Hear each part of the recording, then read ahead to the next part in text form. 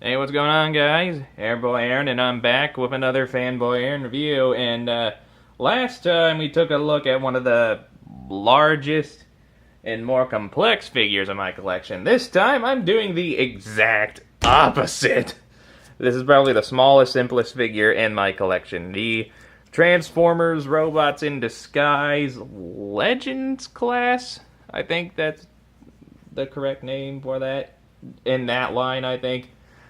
We'll just call it that. Legends class, Fixit. Fixit is from the Transformers RID TV show that it was meant to be a successor to Transformers Prime, a much better series than RID, but RID still has its moments. I mean, it's not terrible, and if there is one thing I do like about it, it's some of the character designs and some of the characters, mainly Fixit. Mainly because he's so cute and so funny. Really, he's the highlight of that show. And he never transformed in the show, to my knowledge, but they had to give him a vehicle form for the toy, obviously. So he's some kind of little drill bot thing. Story-wise, he was the head minicon on the Autobot prison ship, the Alchemor, and ever since they crashed on Earth, he and other Autobots have been working together to try to capture all the Decepticons that got loose. Yeah, I don't know much about the show, or even if it's still going. I don't think it is. I think the show ended last year, I think. Anyway, vehicle mode comparisons.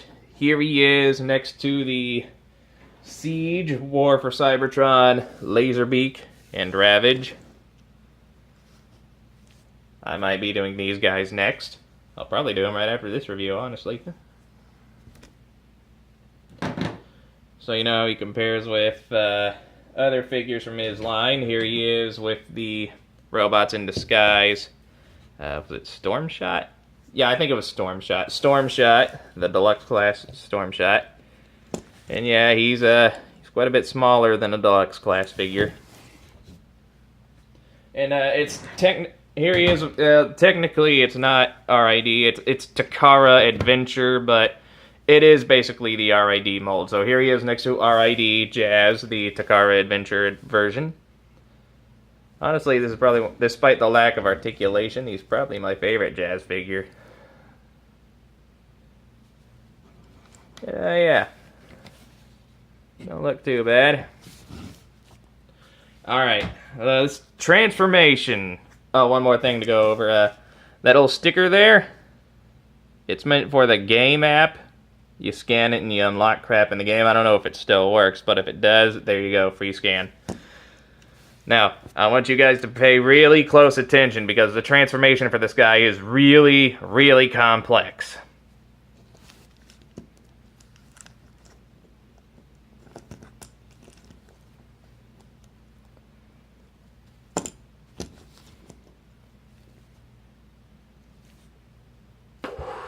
Mind blown.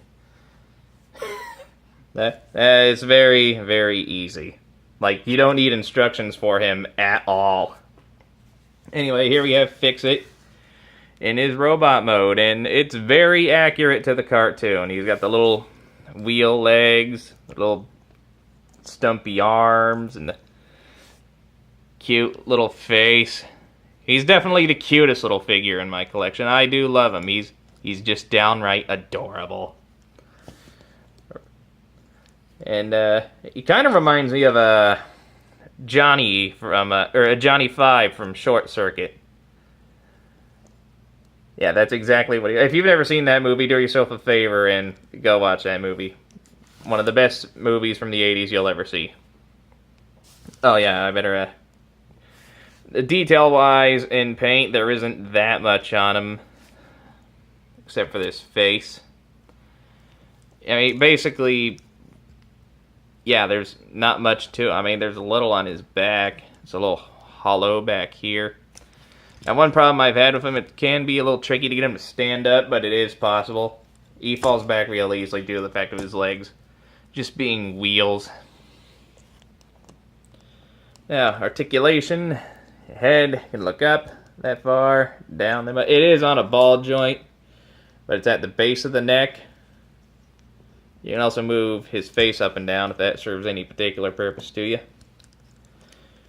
His arms are on a ball joint, but again, that's like in there, so it's a little limited. You can only go up about that far. You can go all the way around. The elbows on a ball joint.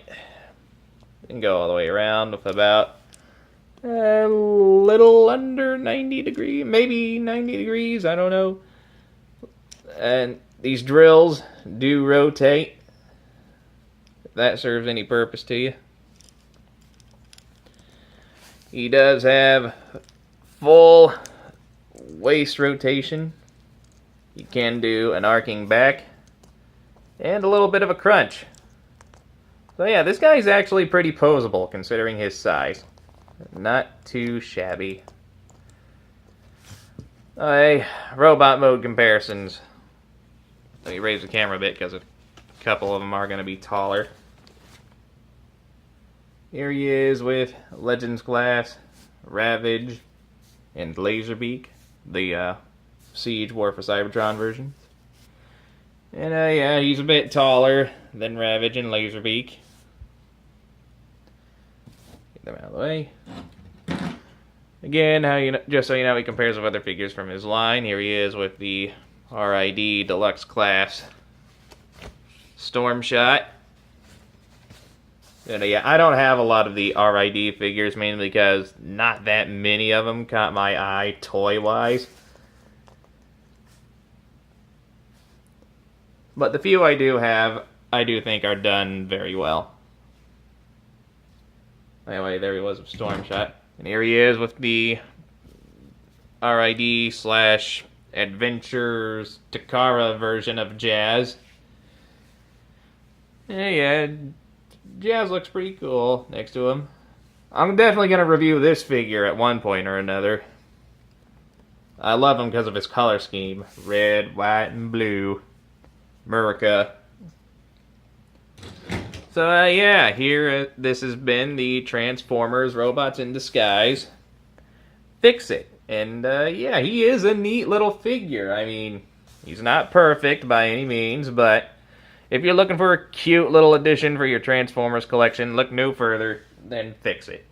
Now, as he stands, he is about 2.5 inches tall. And at the time he was released, I think he was going for about somewhere between $5 and $10.